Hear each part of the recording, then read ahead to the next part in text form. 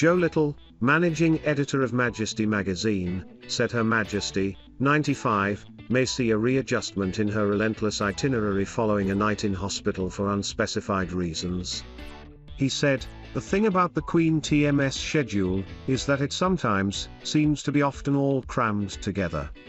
There will be a period of intense activity and then all will go quiet. But I suppose it will have to be reassessed to pace it. It used to make sense to cram all these things together. But when you get to 95, clearly those rules no longer apply." Her Majesty ended her annual summer break at Balmoral at the start of October, and has since completed at least 16 official royal engagements. This week saw Her Majesty return home from a visit to King Edward VII Hospital in what was only the Queen TMS 5th trip to hospital in 4 decades. On Friday afternoon, Boris Johnson commented, "ITMM given to understand that actually Her Majesty is characteristically back at her desk at Windsor as we speak." Earlier in the week, the Queen TMS scheduled trip to Northern Ireland was cancelled, after Her Majesty had reluctantly accepted medical advice to rest for the next few days. Buckingham Palace relayed that although the Queen was disappointed with the cancellation, she nonetheless remained in good spirits.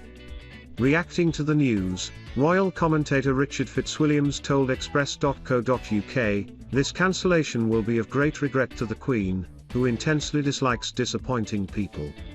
Last week, the monarch sparked health fears after she was seen using a walking stick for comfort during an outing to Westminster Abbey. While the palace has been quick to shut down concerns for the Queen's well-being, the cancellation of her upcoming visit to Northern Ireland is a stark reminder of her advancing age.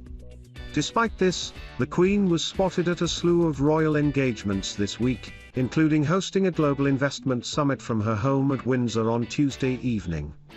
The Queen was seen mingling with Boris Johnson and US President Joe Biden TMS Special Envoy on Climate, John Kerry, at the event. Also on Tuesday, she spoke with the Japanese ambassador, Hajime Hayashi, and EU ambassador Joao Vale de Almeida.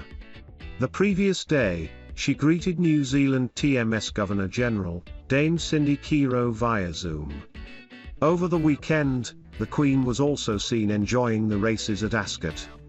However, despite her jam-packed schedule of royal engagements, she appears to be leaning on younger members of the firm more than ever since the death of her beloved husband in April. She was accompanied by her son, the Prince of Wales, and Camilla, Duchess of Cornwall, as she visited Cardiff to open the Senedd last week.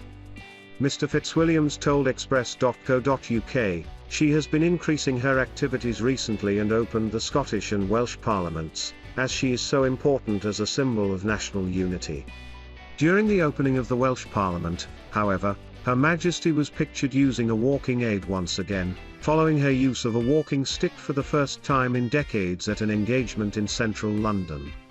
She attended a service for the centenary of the Royal British Legion in Westminster Abbey, accompanied by Princess Anne, and entered the building via a different entrance thought to have been a shorter distance. However, it is understood that the Queen will still attend the Climate Change Conference, 26 Colombian pesos, in Glasgow next month. Mr. Fitzwilliams explained, the need to rest could also be linked to COP26, because it is so pivotal and because the Queen TMS presence will add a special cachet to it.